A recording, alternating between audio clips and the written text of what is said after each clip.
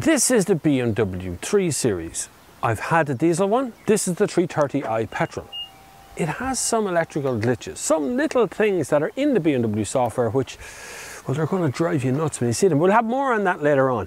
If you're into car reviews, if you're into reviews of BMWs, if you're into reviews of any cars, you should hit the subscribe button, because you know what? It's probably good for your health. I'm sure somewhere it's probably good for your health anyway, I don't know, but welcome to the interior of the BMW 3 Series. This is, of course, that big thunk that happened there a second ago is very pleasant. It is a gorgeous place to sit. You do feel you're behind the steering wheel instead of kind of above it or below it or sitting down hunkered in the car. You feel like you're kind of flat towards the steering wheel. That material used in the steering wheel is absolutely gorgeous, lads. Really is very nice. But it is, when the car is very quiet and you're doing a lot of manoeuvring, it's very noisy. Can you shuffle the wheel? It's noisy. But moving around the cabin, so I have an all electronic dash here which tells me all kinds of information about the car, range. You can change all this around, make it different colours and do all sorts of things. It's a cool little feature, I do like it. This is the touchscreen across the centre of it. This does actually do a lot of work. There is a lot of stuff going on here, and that's where some of the glitches are at the moment. Also down here I have a standard USB port and a wireless charging point. Also there is a USB-C port in here for charging, and there is USB ports in the back, both C type for charging as well. There's my cable, which is not USB-C, forced me to buy another cable. Physical controls running the air conditioning here in the centre, which you can turn on and off just by sitting in the car without actually starting the car. This is a sort of a mild hybrid car. A lot of electrical stuff is run from the electricity end of this. You can sit here, the wipers run, stuff runs inside the car even though it's not actually switched on. Lovely textured controls to these bits and pieces that are here. There's a lovely feeling of metal, of cold. They are actually plastic, but they do actually feel metal. This has two cup holders down here. There is a new type gear knob in it, kind of a rounded headed one, which is quite nice. Then I have multiple controls. You really need a degree here to figure out what all this is for. Traction control, parking sensors, stop start system, the actual start button for the car, sport, comfort, eco pro, adaptive, auto hold, parking, the gears themselves, RND and MS, and then you have map, home, media, com, which is going online, website thing, nav, a control wheel, back and option. An awful lot of stuff contained in that area. There's a good container spot in here, although anything in it that's hard rattles around. It's not, it's just plastic inside. Also a glove box over there, which is quite large. The seating system is quite nice. It has this pull-out feature at the bottom, which you do find when you pull out, there is a little gap at the bottom here, which fills up with dust and dirt. You have to hoover it out the whole time. So starting the car, there's another whole host of controls over here for the lighting as well, but starting the car is just pressing it down and it buzzes on there. You can hear the buzz off the engine of the car. If I go into sport, you'll hear the buzz more. You hear the bop, bop, bop.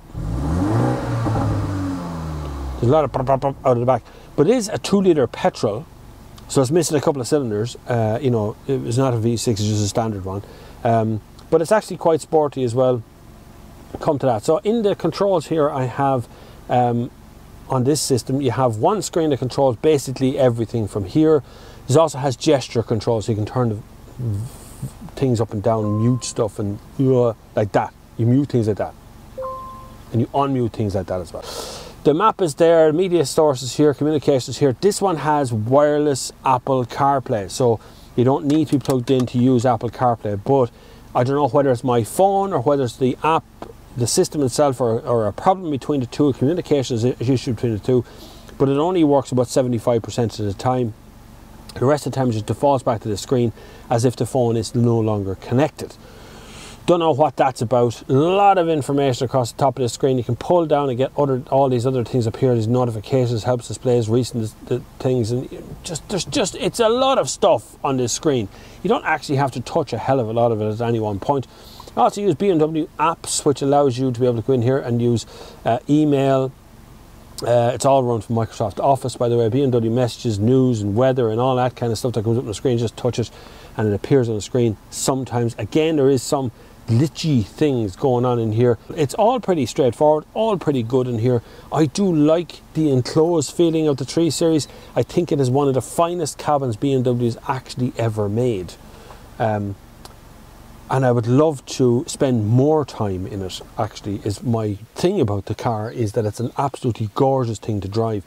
Another little tiny detail that I like, on the seat belts there is colours. Blue and red has been added to the seat belt to give that BMW colour. I quite like that. I do. It's very, very nice. Anyway, we have to crack on to the back seat. So I usually forget something anyhow, but I didn't forget it this time. So this is the back seat of the BMW 3 Series. And the first thing you'll notice when I close the door is that it's dark in here. These windows are actually heavily tinted. Not illegally tinted, but heavily tinted. But as space goes, I can fit a fist between me and the seat in front of me, which is set up for me, so I can sit behind me easily. Same on the passenger side. I have 2 ISOFIX settings in here. I have 3 seat belts. This seat belt is awkwardly placed for the rear passenger. Sometimes the rear passenger's back lies against this seat belt. Now you can disconnect this, but just with the 3rd seat belt in place, it doesn't quite work out. Anyway, coming on here, there's 2 vents here. There is controls for your air conditioning in the back here. You have 2 USB-C ports, and you've got a 12-volt socket sitting right beside that. So there's plenty of stuff here for the rear passengers. Plenty of storage around the place as well, little bottle bins everywhere, and everything's good back there. I have a centre armrest, which is one of those complicated ones that has the little flappy doors. Allows you to put 2 large drinks in here, and no, there's no, oh there is, no, yeah. It folds out in a different way. It's not a ski load through, but it is a pass-through loading system, which works quite well. That's a good big back door, actually. This is the boot. Electrically opening this one. It is a decently sized boot. There's little net things on either side of it here that you can use. There is 1 single shopping bag hook on the left hand side of it, and it's good and deep going back towards the back of the car. As you may have noticed by now, the audio went a little bit awry on this segment, so we're going to rely on the backup audio. But as you can see, it's quite a big boot, and the seats all fold flat from inside. Here's a video to let you know what that is. Continuing on, let's go for a drive. So the 3 Series become my favourite car that BMW make. It really is. It's a really extraordinarily good car to sit in and drive. Its driving position is beautiful. The handling on the rear wheel drive is sublime. Now, that was the 2-litre diesel, the 320D. Beautiful car. 330i, this one, should be more fun to drive, but actually the gearbox is a little bit confused all the time as to what gear it's going to choose. The comfort setting isn't very comfortable, it's very hard. There's just so much going on. It's so different from the 320i. So going through the good experiences, one is that it's very sharp. It's very pointy in the corners. It handles corners incredibly well. So it's very solid to drive. It's actually rewarding to drive. I quite like driving it. I quite enjoy driving the car. Actually, we'll do something here, hold on. Sport mode, which changes the exhaust note entirely. Some of it's fake, I'll admit. Some of it isn't. The little hold on a second now.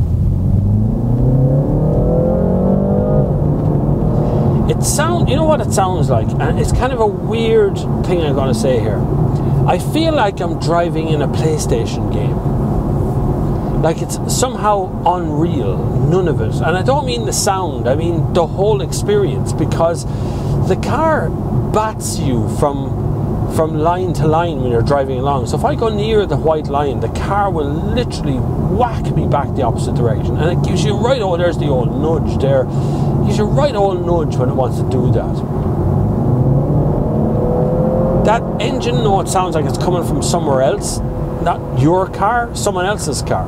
It sounds like something you have to open a window to really get the noise from, rather than being actually in here. So Eco Pro turns all that off completely, and the car turns into Mr. Efficiency. I've done about 350 kilometers on about a half a tank, so it should do 600 to 800 kilometers somewhere if you're to be really dogged about your speed and everything else. Now, I mentioned earlier some electrical things that are bothering me, right? Chief among them is Apple Carplay. So this has the new wireless system that no one else seems to want to go with at the moment, and BMW have it. So when you connect your phone wirelessly to the system, it asks you, do you want to use Apple Carplay or Android Auto, whichever one it is, and it will remotely, without the use of a wire, you're hooked into Apple Carplay. Now, it seems to be having some difficulties. I've never had it before in any other BMW. We've never had a problem with the wireless CarPlay, but it seems to have difficulties with this one. Every so often I get a complete disconnect, so the phone just goes, you don't have any phone connected to this system. Now, that happened the other day in the middle of a phone call. Okay, so I got a phone call on the Bluetooth system. I was talking away, and then blink, suddenly they were just on my iPhone speaker. Not even on speaker, I couldn't hear anything, they were just gone. So they hung up and I couldn't get the phone to work again. So it's just a little technical frustration, not a big thing, but I think it would become a problem if you bought this car with work in mind. Being wired on the Apple CarPlay, it doesn't seem to make a whole lot of difference. It still connects wirelessly even though you got plugged in. Another problem I have is the lane keeping, the active lane keeping. It isn't just active, it's forceful. And I mean, it feels like someone else is driving nearly all the time. It really does feel like I have not just a backseat driver, but like another pair of hands on the steering wheel. And no matter what I want to do, the car counteracts it. So the car goes, its primary focus is just to keep you in the lane, and that's it. It doesn't matter. If you don't indicate, it's not going to turn off the system. So you're constantly listening to or feeling the car pulling you left and right in a lane, and it can be very forceful at times, even though I'm the driver and I know what I'm doing. It's okay. Turning it off, I can't. There should be just one big button here to turn it off with, and it's not that straightforward. I don't even know where the setting is.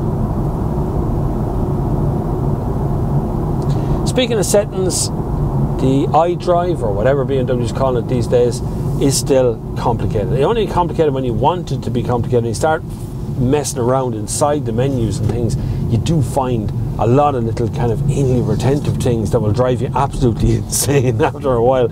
And that means finding something like the door locking system, which is my last point on electrical glitchy things that really do bother me. Okay, so locking the door of a car should be pretty straightforward. Now, you can enable or disable the walk away system. So when you walk away with the keys in your pocket, the car will automatically lock. You can disable that part. What you can't disable is when you unlock the car, that only the driver's door unlocks, nothing else. So when you walk back up to the car and you've remote car system turned on, only that door opens. You still have to root for the keys and press the buttons to open the locks. That's annoying. Secondly, the door's deadlock. Now, I'm not sure that anyone else noticed this before, but I noticed it the other day when we went to a petrol station. We got out, well, I got out to go and pay for stuff inside, and my daughter stayed in the car and then decided she wanted to come with me. And as I walked away, all the doors locked on the car, and none of my family could get out of the car. So the doors were all deadlocked from the inside entirely, no way out. I had to unlock the door again. Now, I'm not sure that anyone ever think of that before, because if anything happened in the car and they were trying to get out in an emergency, there just isn't a way out. You'd have to break a bloody window to get out of the car. Have you never noticed that before? Leave a comment down below. Tell me what you think. Should cars dead? I know why. I know it means you can leave the windows open and walk away from the car. Someone breaks in, they break the glass, they still can't open the doors. I get it, but it just frightened me for just a second. I thought, wait now, what if something happened in the car as the kids were trying to get out in an emergency, and I'd gone to the shop and the doors were locked in the car and they can't get out? Anyway, that's just a different thing. The rest of the car in sport mode is fairly sporty. I don't like the steering. The steering seems to be steering me rather than me steering it, and it seems to be a constant thing. This doesn't have active cruise control, right? It's just ordinary cruise control in this car, so it's not a big deal. It's not the system that's doing it, it's just a standard lane keeping system. But power wise, I do have overtaking power. plenty of it, lads, plenty of it. High speed driving is no problem in the 3 Series. The car itself is brilliant. Could just be this spec that's a bit bothered. I had the 3 Series diesel, stupendous, no problem. That was a great car. This one just seems to have a few electrical gremlins or something in it that don't seem to work out properly. So hopefully you've learned all you need to know about the BMW 3 Series, and I've earned your subscription. Please click the subscribe button. You can also click the support icons, which are down below. There's PayPal and Patreon, and there is Super Chat on Sundays. If you want to join me on Sundays, we do the Sunday service, which is actually today at 2 p.m. GMT. If you want to come along to that, it'd be absolutely brilliant. I live chat all about cars. It goes on for 2 hours, like a radio show about cars, and it's the only one of its kind in Ireland. It's also the biggest one in Ireland, but it's only one of its kind. So if you want to join in at that, please do. But at least subscribe and watch the rest of the videos.